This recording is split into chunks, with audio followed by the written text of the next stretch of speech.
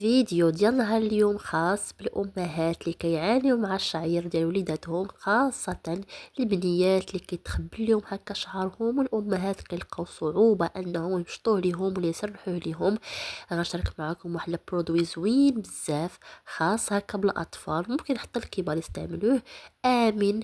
غنشوفوا التنقيط تاعو، غنشوفوا المكونات ديالو. تابعوا الفيديو الاخير وبارطاجيوه مع الامهات اللي عرفتوهم محتاجين لهذا المنتوج هذا. وعلى بركه الله غنبداو الفيديو ديالنا. كما شفتوا معايا هذا هو البرودوي، كورين دو فارم. هذا عباره على واحد المنتوج صنع فرنسي.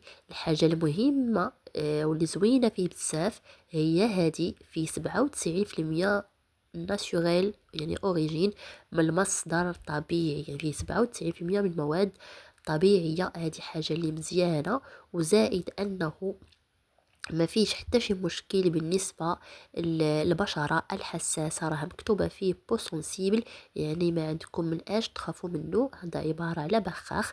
دابا غادي نجيو نشوفوا المعلومات اللي مكتوبين فيه باش تشوفوها يعني بعينيكم. احنا غنبداو. اول حاجه كاتبين في المنتج هي هذه، عباره قالك على بخاخ قوي لفك تشابك الشعر، يعني خاص بالشعر اللي كيكون يعني كيتخبل وكيصعب اننا نسرحوه.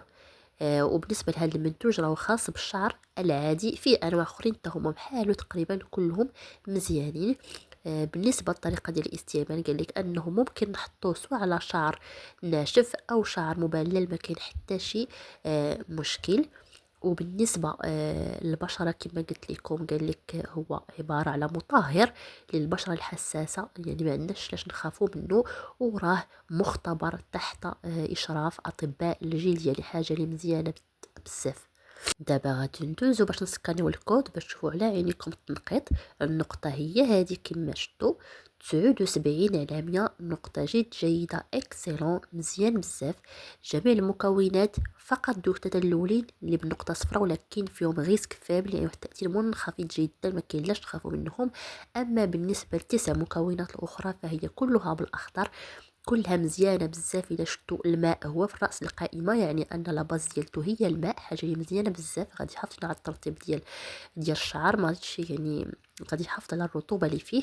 كذلك بالنسبه للفيتامين بي 5 هو من احد المكونات المهمه بزاف. البي 5 او فيتامين بي 5 هو المعروف البانتينول، وعنده واحد الدور زوين بزاف انه كيحافظ لنا على الترطيب ديال الزغبه ديال الراس. زائد انه كيحمي لينا ان الزغبه تفقد لينا ديك يعني الرطوبه اللي فيها او الماء اللي فيها، حاجه اللي مزيانه بزاف. كما قلت لكم هذا خاص بالشعر العادي، فيه انواع اخرى حتى هي كلها مزيانه، يعني ومزيانه بزاف.